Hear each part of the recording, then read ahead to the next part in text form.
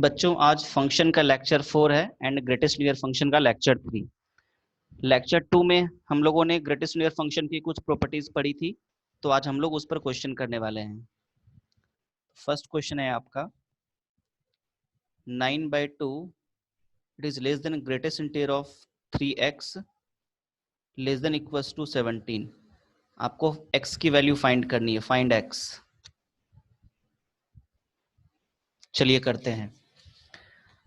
9/2 की वैल्यू होती है 4.5 और ये है बॉक्स ऑफ 3x और ये box of 17। Box of 3x तो इंटीजर है, तो 4.5 से बड़ी इंटीजर क्या होती है 5। तो अगर मैं लिख दूं 5 less than equals to greatest integer of 3x less than equals to 17, तो कोई फर्क नहीं पड़ेगा, क्योंकि ये क्या कह रहा है कि इंटीजर जो 4.5 से बड़ी हो।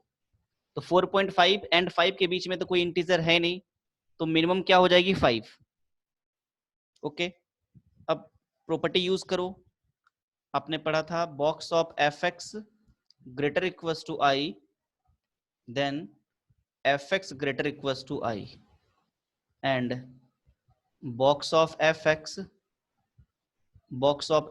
less than equals to I, then fx less than I plus 1 where I is integer।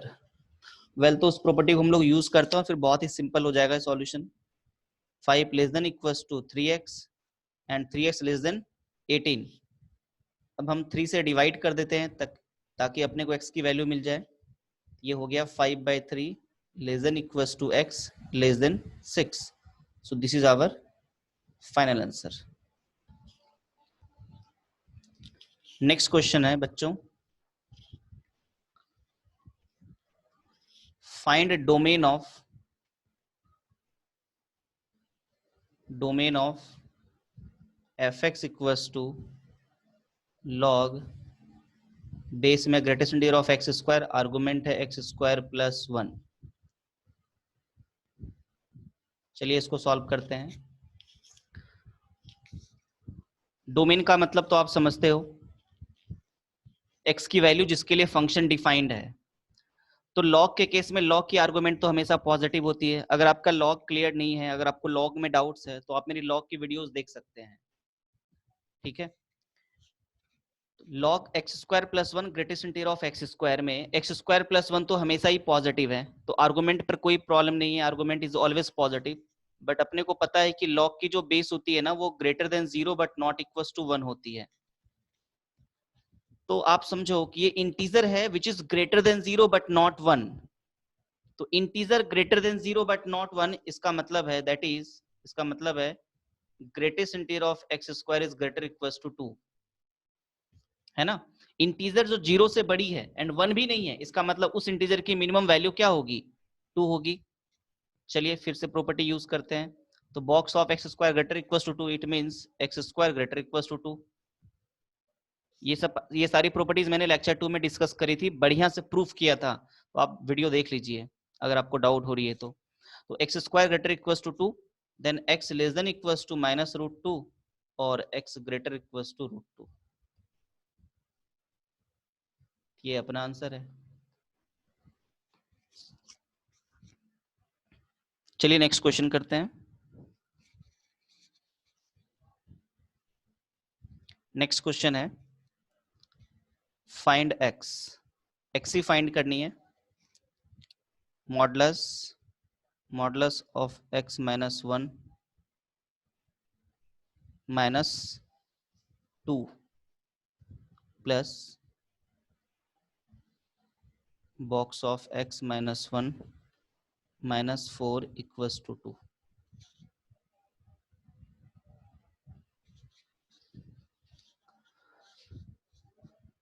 तो आप लोग देख रहे हैं कि मॉडुलस के अंदर मॉडुलस है, ठीक है। और अगर ऑब्जर्व करोगे तो ये वाली जो एक्सप्रेशन है वही एक्सप्रेशन यहां भी लिख रखी है। थोड़ी देर के लिए हम लोग इसको t बोल देते हैं। तो अपने पास क्या है t minus 2 plus modulus of t minus 4 equals to 2।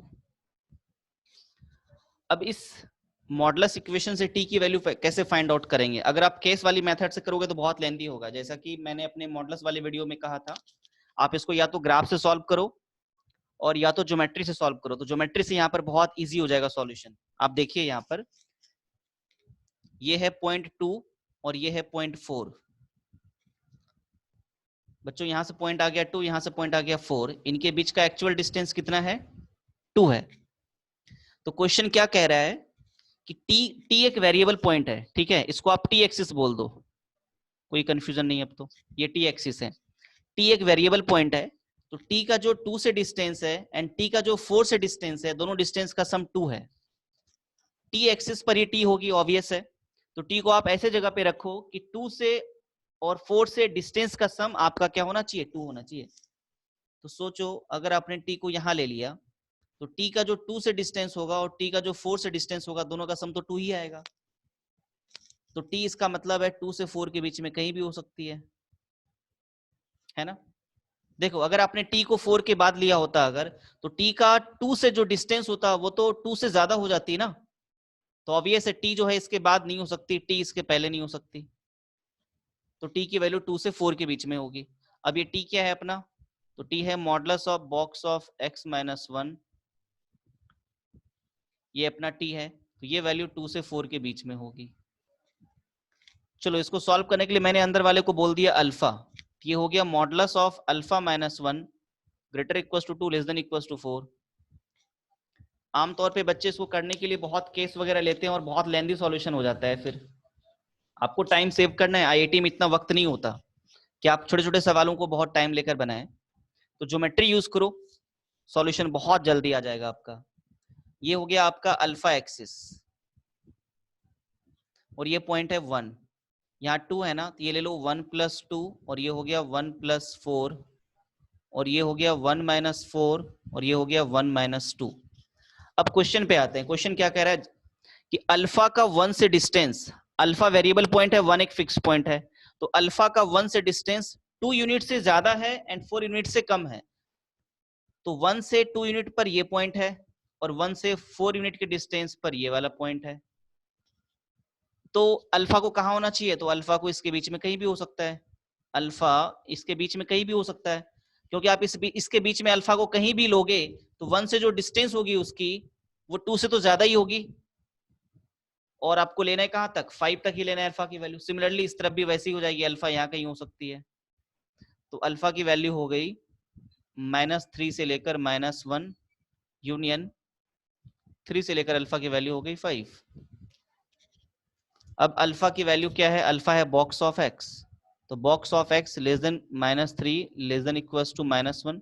इसको सॉल्व करो तो ये हो जाएगा less than -1 + 1 0 union 3 less than x box of x less than equals to 5। ये हो जाएगा 3 less than x less than 6। So ये आपका फाइनल आंसर है। This is our final answer.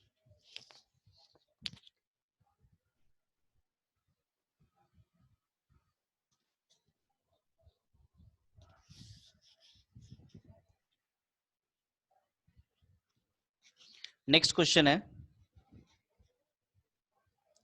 2 times fractional part of x plus fractional part of -x upon 2 times of fractional part of x -1 is greater equals to 0 और x 0 से 2 के बीच में है ना। इस इनइक्वालिटी को सॉल्व करो, आपको x की वैल्यू फाइंड करनी है इससे, ठीक है। तो बच्चों आपको पता होना चाहिए फ्रैक्शनल पार्ट ऑफ -x क्या होती है? 1 minus fractional part of x।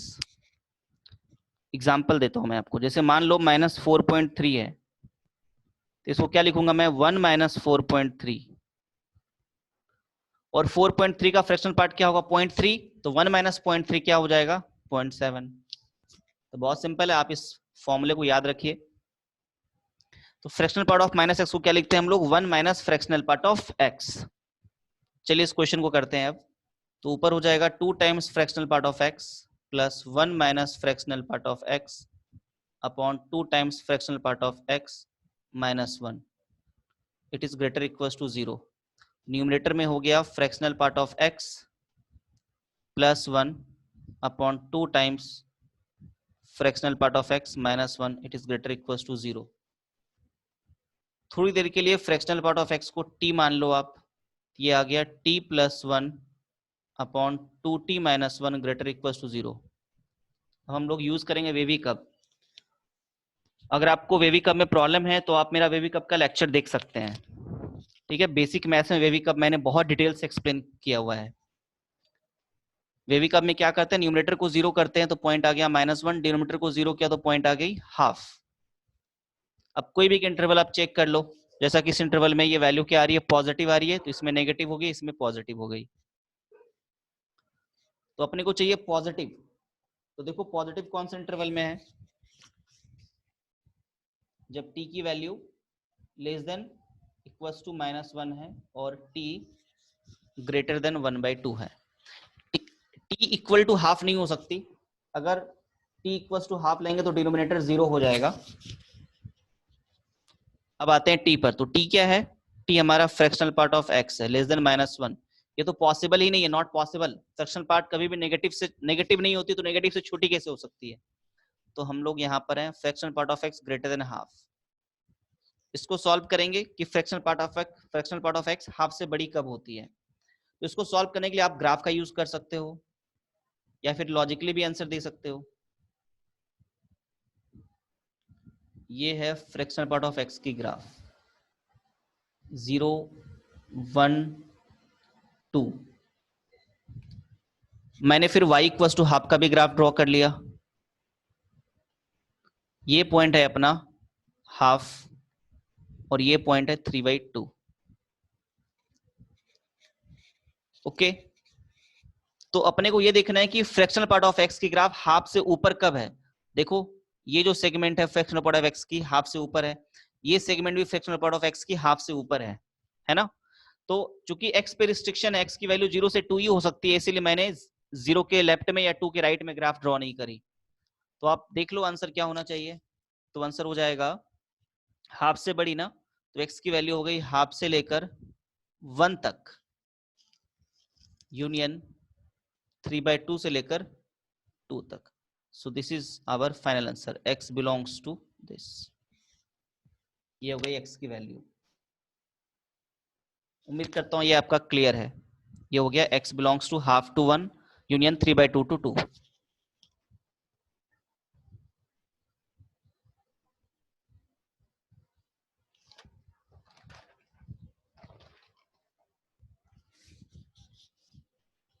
बच्चों एक नई प्रॉपर्टी पढ़ते हैं हम लोग, ये भी बहुत यूजफुल है, काफी जगह आपको काम आएगा ये।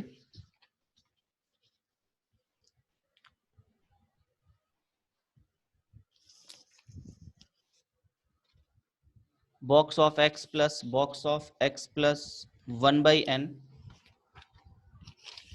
Box of x plus 2/n, box of x plus n minus 1/n is equals to greatest integer of nx,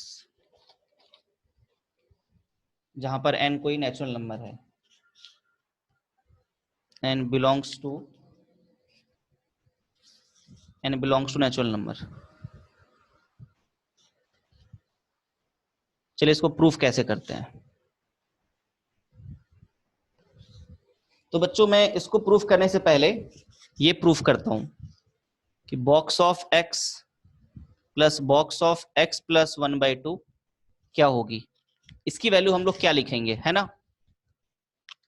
तो ऐसा करो, नंबर लाइन पे यहां i ले लेते हैं और यहां पे i प्लस 1 ले लेते हैं।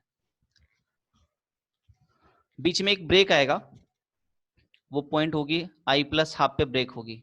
ऐसा इसलिए बच्चों कि मान लो ये 5 है और ये 4 है, तो 4 से 5 के बीच में कोई भी नंबर आप ले लो तो x का बॉक्स तो सेम नंबर आएगा, हर बार 4 आएगा, बट बीच में 4.5 एक नंबर होगी। बट इस वाले एक्सप्रेशन में ऐसा नहीं है। अगर आप 4 से 4.5 तक कोई नंबर लोगे तो इस वाले एक्सप्रेशन की बॉक्स वैल्यू अलग होगी, और 4.5 से 5 के बीच में कोई नंबर लोगे तो इस वाले एक्सप्रेशन की बॉक्स वैल्यू अलग होगी।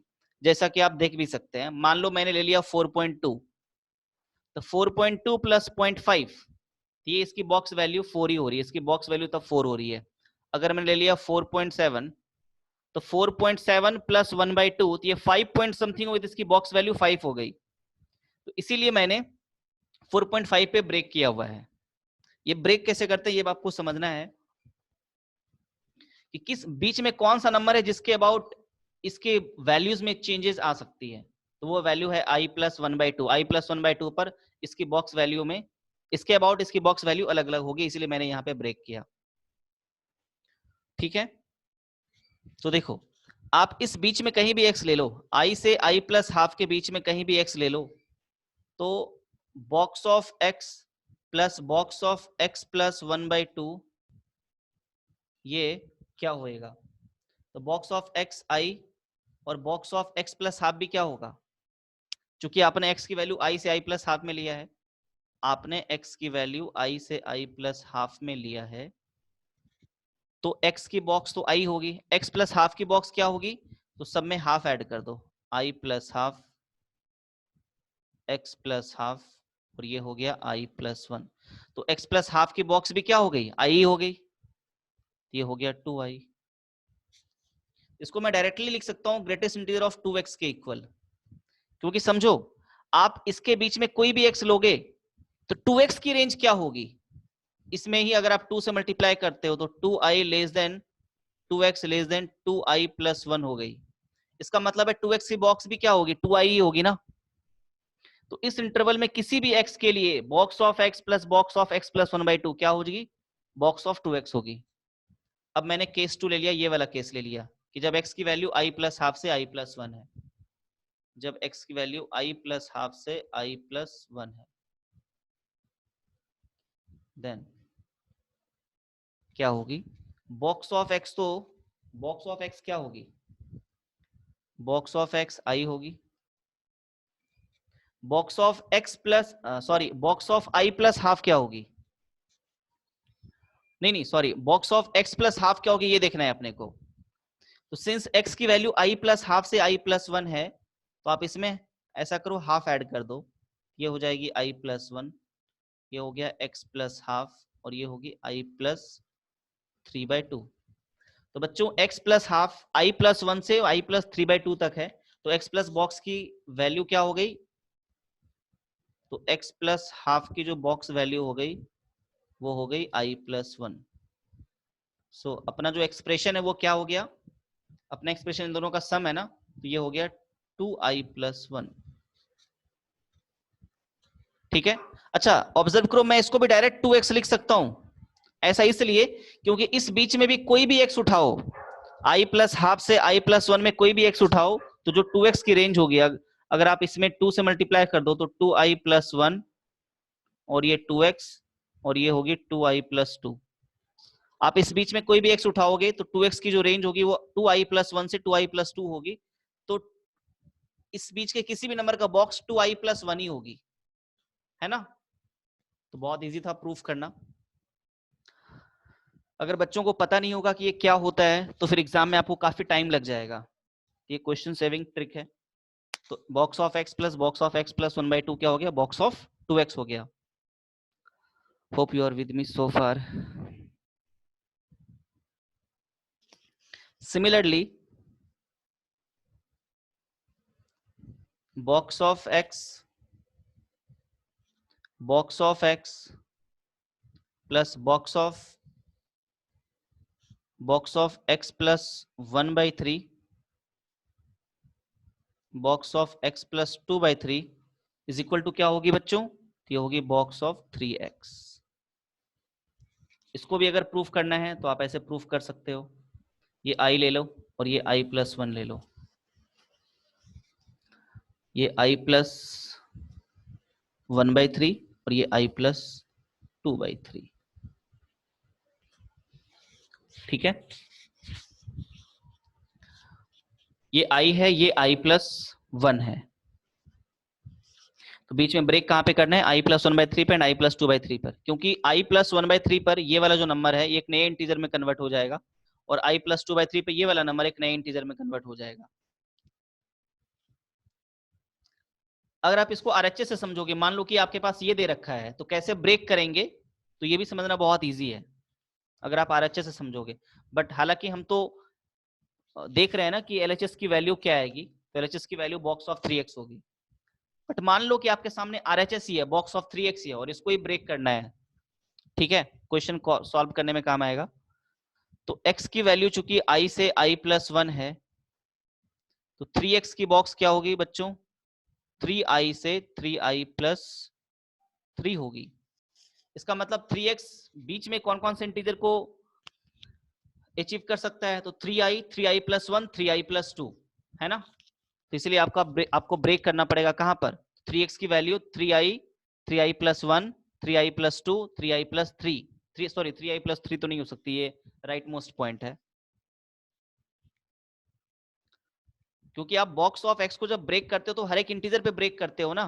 तो 3x की इंटीजर वैल्यू क्या क्या हो सकती है अभी, 3i, 3i+1, 3i+2, और 3i+3 तो खैर राइट मोस्ट पॉइंट है।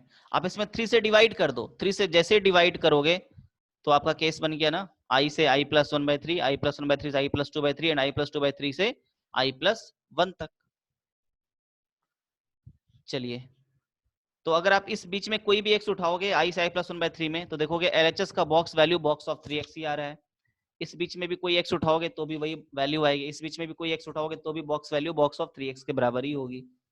तो मैं इस तरह से प्रूफ कर सकता हूं कि बॉक्स ऑफ x, सिमिलरली लिख सकता हूं box of x plus box of x+1/n plus box of x+2/n up to box of x+n-1/n is equals to box of nx।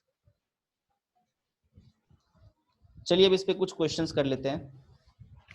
पहले एक बेसिक एग्जांपल देखते हैं। मान लो है box of 3/4, box of 3/4 plus 1/100, box of 3/4 plus 2/100, box of 3/4 plus 99/100। तो अगर आपको ये प्रॉपर्टी पता है तो बहुत इजी आंसर करना। देखो क्या होगी आंसर, nx, तो n की वैल्यू कितनी है 100 और x की वैल्यू कितनी है 3/4, ये आंसर आ गया 75। हालांकि ये तो बहुत ही बेसिक क्वेश्चन था, बगैर इस फॉर्मूले का भी बन जाता और बहुत इजीली बन जाता, बट इस फॉर्मूले का मैं कुछ बड़ा यूज दिखाता हूं आपको, कुछ बड़ा एप्लीकेशन दिखाता हूं।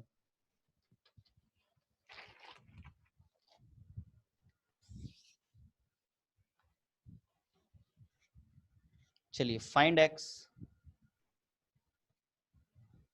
इफ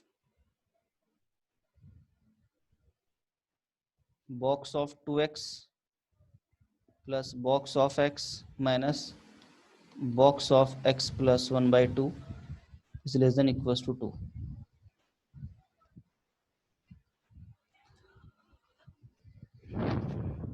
बच्चों, आप बॉक्स ऑफ 2x को ब्रेक कर सकते हो। बॉक्स ऑफ 2x को अभी भी हमने पढ़ा था, क्या होता है ये, box of x plus box of x+1/2। तो आपने देखा इसे क्वेश्चन कितना इजी हो गया सॉल्व करना, ये टर्म और ये टर्म कैंसिल हो गया, तो आपके पास बचा 2 times of box of x less than equals to 2। ठीक है, तो मैं इसको लिख सकता हूँ -2 less than equals to 2 times of box of x to 2। अब 2 से डिवाइड कर दो तो -1 less than box of x less than 1। फिर प्रॉपर्टी यूज कर लो बॉक्स ऑफ x की, तो -1 less than x less then 2। So -1 less than x less then 2, it is the final answer.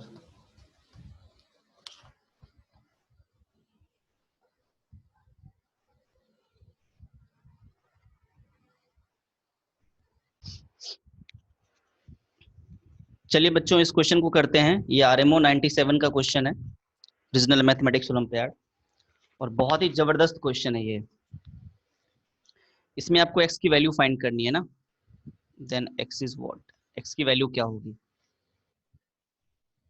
बच्चों, अगर यहाँ पे डायरेक्ट आप बॉक्स ऑफ 2x का फॉर्मूला लिख दोगे, box of x plus box of x+1/2, अभी जो मैंने पढ़ाया था, तो भी अब क्वेश्चन बन जाएगा। और मान लो आपको ये फॉर्मूला नहीं पता है, तब आप कैसे सॉल्व करोगे इसे, चलिए इसको देखते हैं। ठीक है, तो ये मेथड 1 हो गया, मेथड 2 पर आते हैं।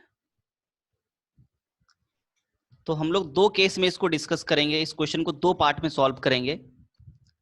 ये हो गया i, ये हो गया i+1 और बीच में होगी i+½ आप समझ रहे हो i+½ पे ब्रेक क्यों आया? क्योंकि यहां पर है बॉक्स ऑफ 2x। i से i+½ के बीच में, इस बीच में कोई भी नंबर लोगे देन 2x का बॉक्स एक अलग इंटीजर आएगा, और i+½ से i+1 के बीच में कोई नंबर लोगे देन 2x का बॉक्स एक अलग इंटीजर आएगा। ठीक है ना, इसीलिए आप i+½ पे ब्रेक करते हो। कुछ बच्चों को ये लगता है कि सर हम ब्रेक किस पॉइंट पर करें, ये कैसे पता चलेगा? तो बहुत सिंपल है, आप बॉक्स ऑफ x को जब स्टडी करते हो तो दो कॉन्जिक्यूटिव इंटीजर्स के बीच में करते हो, राइट? तो आपको बॉक्स ऑफ 2x के लिए स्टडी करना है ना। तो आप ये सोचो, अगर आपका x i से i+1 है, अगर आपका x i से i+1 है, तो 2x जो है वो 2i से 2i+2 होगा। तो 2x की वैल्यू 2i से 2i+2 तक होगा। तो इसके बीच में 2x कौन कौन से इंटीजर अचीव कर सकता है? 2i तो करेगा ही करेगा, साथ में 2i+1 भी कर लेगा ना। 2x जो है 2i भी ले सकता है एंड 2i+1 भी ले सकता है, और 2i+2 तो राइट मोस्ट पॉइंट होगा। तो किस पॉइंट पर आपको ब्रेक करना है, तो उसके लिए क्या करेंगे, 2 से आप डिवाइड कर दोगे। तो 2 से जैसे डिवाइड किया तो i से i+½ आ गया एक इंटरवल, यहां से देखो i+½ आ गया ना, और एक आ गया i+½ से i+1।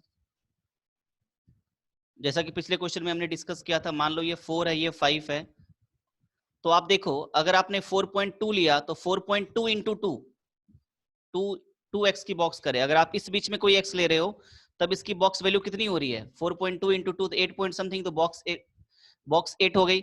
बट जैसे ही 4.5 लोगे आप, 4.5 लोगे यहाँ, तो बॉक्स वैल्यू क्या हो जाएगी? 9 हो जाएगी।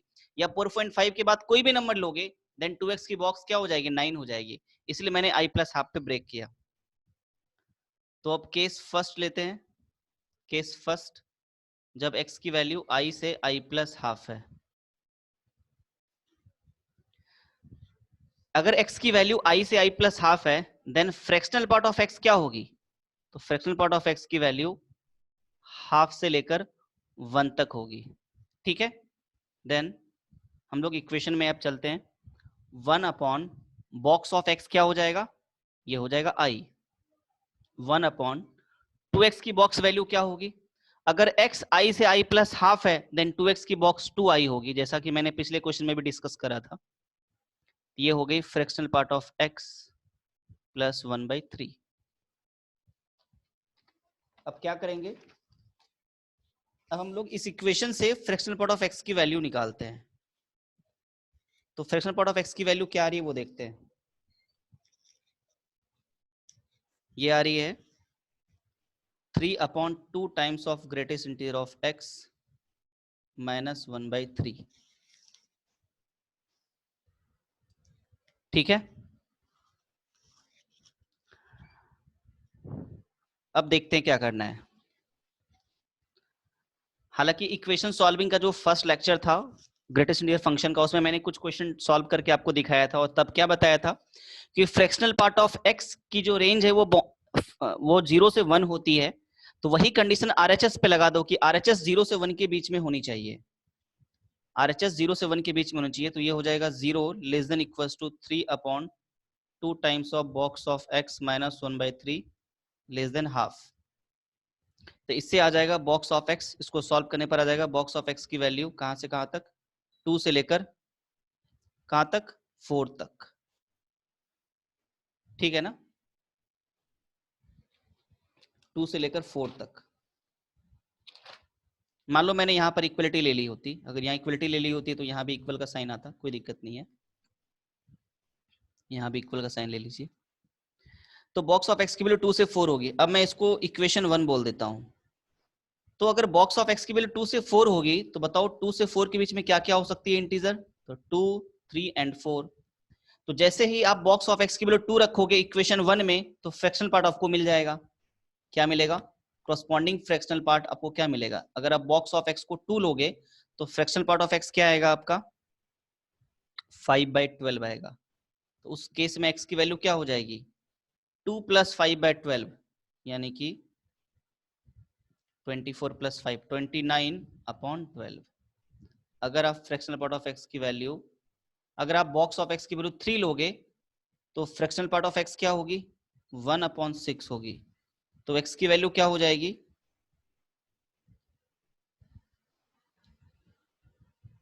एक्स की वैल्यू होगी 3 + 1/6, तो 19/6।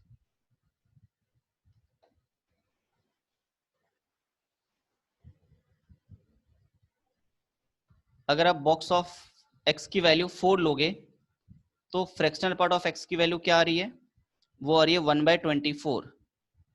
तो एक्स की वैल्यू क्या हो जाएगी, 97/24। तो फर्स्ट केस में अपने पास ये 3 सॉल्यूशन आ गया, 29/12, 19/6 एंड 97/24। अब सेकंड केस में चलते हैं।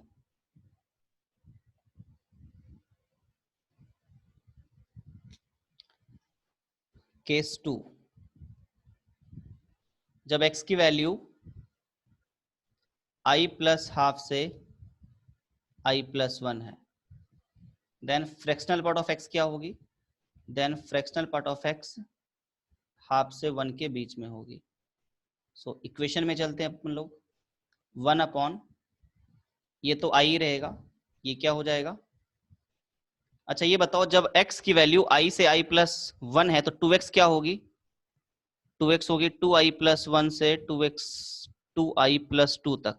इसका मतलब है 2x की बॉक्स वैल्यू होगी 2i + 1, ठीक है। और RHS में फ्रैक्शनल पार्ट ऑफ x + 1/3। तो बच्चों यहां से फ्रैक्शनल पार्ट ऑफ x की वैल्यू निकाल लीजिए आप। तो फ्रैक्शनल पार्ट ऑफ x की वैल्यू जो आ रही है वो आ रही है 1/, greatest integer of x + 1/2 times of greatest integer of x + 1 - 1/3। अब हम लोग क्या करेंगे, फ्रैक्शनल पार्ट ऑफ x की रेंज अभी क्या है, तो ½ से 1 है। ये जो हमने एक्सप्रेशन लिखा है 1/box of x + 1/2 times of box of x + 1 - 1/3, ये क्या होनी चाहिए, ये ½ से 1 के बीच में होनी चाहिए। ये हो गया 1/3 + 1, so it is basically 5/6 less than 1/box of x + 1/2 times of box of x + 1, और ये हो गया 4/3। अब देखते हैं कि इसमें x की कौन सी वैल्यूज, मतलब इंटीग्रल पार्ट ऑफ x क्या रखा जाए कि ये इनइक्वालिटी सेटिस्फाइड हो। आप देखो, आप अगर बॉक्स ऑफ x की वैल्यू 1 रखते हो तो क्या आता है आपका ये एक्सप्रेशन, ये वाला एक्सप्रेशन क्या आता है, 1 + 1/2, सॉरी 1 + 1/3 आ जाएगा, तो 4/3 आ जाएगा। ये तो 4/3 से छोटी है, तो 1 भी पॉसिबल नहीं है। अगर बॉक्स ऑफ x को आप नेगेटिव तो रख नहीं सकते, ये बात तो क्लियर है, नेगेटिव रखने पर नेगेटिव वैल्यू आएगी, और नेगेटिव 5/6 से बड़ी कैसे हो सकती है। अगर आपने 2 लिया तो ये जो एक्सप्रेशन ये कितनी हो जाएगी, तो 1/2 + 1/5, तो 1/2 + 1/5 की वैल्यू कितनी हो जाएगी, 7/10। 7/10 का मतलब है 0.7, जबकि ये तो 0 पॉइंट कितना है, ये तो 0.8 के आसपास है। तो भी आप बॉक्स, इसका मतलब 0.7 तो 0.8 से बड़ी हो नहीं सकती, इसका मतलब बॉक्स ऑफ x 2 भी नहीं हो सकती। आप ध्यान से ऑब्जर्व करो, अगर आप बॉक्स ऑफ x की वैल्यू 1 2 3 4 5 6 कुछ भी रखोगे, तो जो भी रिजल्ट आएगा वो कभी भी 5/6 और 4/3 के बीच में नहीं आएगा, क्योंकि बॉक्स ऑफ x को अगर आप बढ़ाते रहोगे तो डिनोमिनेटर को आप बढ़ा रहे हो, है ना, डिनोमिनेटर को आप बढ़ाओ रहे हो तो वैल्यू क्या उतनी छोटी होती जाएगी, ठीक है ना। तो इसके बीच में कोई भी सॉल्यूशन आपका एग्जिस्ट नहीं करेगा। इस केस में क्या आ गया, नो सॉल्यूशन।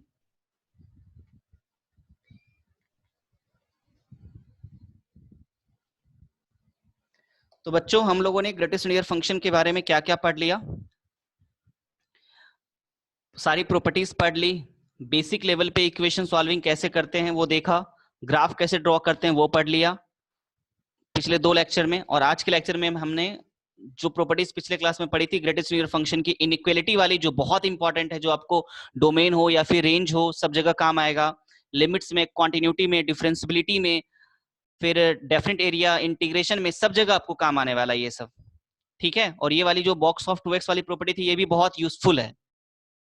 आप धीरे धीरे जैसे आगे बढ़ोगे आपको पता चलेगा कि कितना यूजफुल चीजें थी ये।